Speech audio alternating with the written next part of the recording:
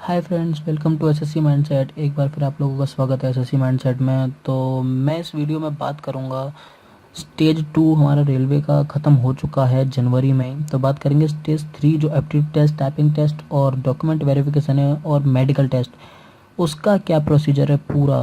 मतलब aptitude test में क्या होता है, क्या नहीं होता, और कैसे उसकी मार्किंग है, क्या उसमें क्वालिफाइंग है, क्या नहीं है। ऐसे ही हम टाइपिंग टेस्ट की बात करेंगे, डॉक्यूमेंट की बात करेंगे और मेडिकल टेस्ट में भी क्या है वो भी देखेंगे।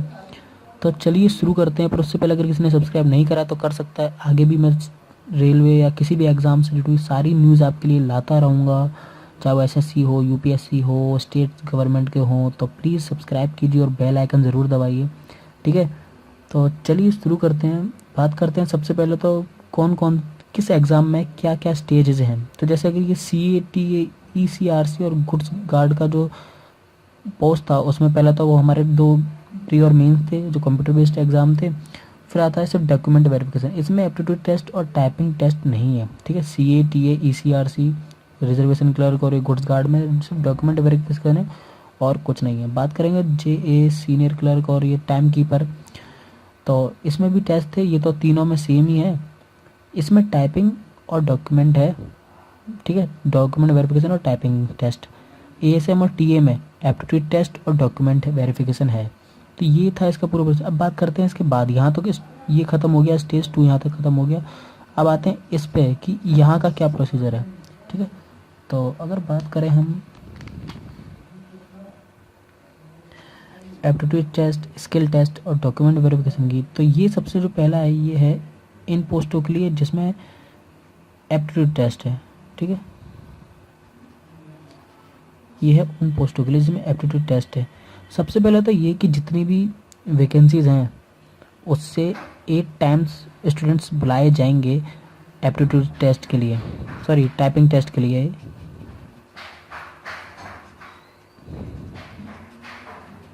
तो 8 टाइम्स बुलाए जाएंगे, ठीक है। नंबर ऑफ़ वैकेंसीज हैं जो, उससे 8 टाइम्स, ठीक है। और मेन बात ये क्वालिफाइंग होगा, ऐसा नहीं कि इसके मार्क्स जुड़ेंगे। आपको सिर्फ क्वालिफाई करना है। क्वालिफाई क्या करना है? 30 वर्ड्स पर minute in English and 25 words पर मिनट इन हिंदी, ठीक है। आपको सिर्फ ये क्वालिफाई कर दीजिए।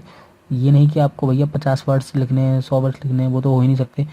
पर आपको सिर्फ क्वालिफाई करना है, इसके मार्क्स नहीं जुड़ेंगे, ठीक है। उसके बाद है जो फेल हो जाएंगे उनका क्या होगा, वो जो लोअर पोस्ट हैं उनके लिए शिफ्ट हो जाएंगे, ठीक है। जो सिर्फ डॉक्यूमेंट वेरिफिकेशन वाली पोस्ट है, CATA वगैरह, वो उसमें चले जाएंगे। अगर जो से लोअर कट ऑफ वाले पोस्ट होंगे उसमें, ठीक है। तो मेन यही है कि लो कट ऑफ वाली पोस्ट पे चले जाएंगे।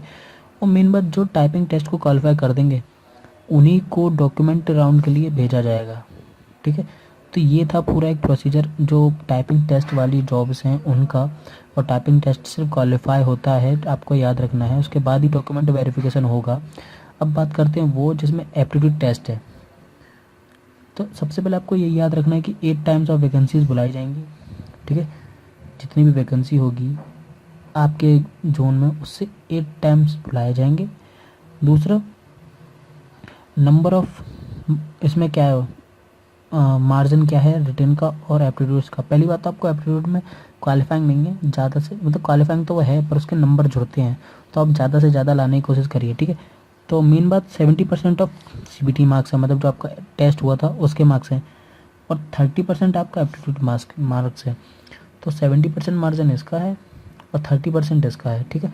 तो ज़्यादा से ज़्यादा मार्क्स लाने की कोशिश करिए कि 32% है वो आपका ज़्यादा से ज़्यादा हो सके। ये तो आप दे ही चुके, इसमें ज़्यादा से ज़्यादा लाने की कोशिश करिए तो आपको बहुत हेल्प मिलेगी, ठीक है। अब बात करें अगर हम थर्ड जो हमारा आता है मेडिकल टेस्ट। तो मेडिकल टेस्ट में कैंडिडेट को सारे जो विज़न के स्टैंडर्ड हैं वो सेटिस्फाई करने होंगे। वो आपको नोटिफिकेशन में मिल जाएगा कि मेडिकल स्टैंडर्ड क्या होना चाहिए, उसी हिसाब से विज़न स्टैंडर्ड होना चाहिए। प्लस जितनी भी उसकी डिस्टेंस रीडिंग वगैरह है नियर की, और जितनी भी रोडनी चाहिए रेलवे के लिए मांगी है वो भी वो सेटिस्फाई करना चाहिए, ठीक है। और बात रही डॉक्यूमेंट वेरिफिकेशन की, तो डॉक्यूमेंट वेरिफिकेशन तो आपको पता ही कि सारे ओरिजिनल डॉक्यूमेंट्स आपको चाहिए होंगे विद फ़ोटोकॉपी और नॉट फ़ोटोकॉपी, वो तो वहीं पता चलेगा। पर आप फिर भी लेके जाइए फ़ोटोकॉपी, क्या पता कब जरूरत पड़ जाए, पर आप रखिए, ठीक है। तो ये पूरा प्रोसीजर था एप्टीट्यूड टेस्ट का, टाइपिंग टेस्ट का, प्लस मेडिकल टेस्ट का।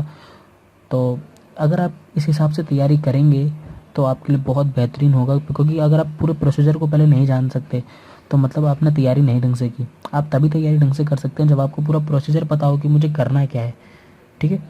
तो आई होप कि आपको ये वीडियो आपको बहुत हेल्पफुल लगी होगी। हेल्पफुल लगी है तो प्लीज़ लाइक करें, ठीक है, और सब्सक्राइब करें और शेयर ज़रूर करें। अपने भी दोस्तों को दिखाएं जिन्होंने भरा है और जिनका आगे है स्टेज 3, तो उनको भी दिखाएं, ठीक है। तब तक के लिए bye and thanks for watching and best of luck.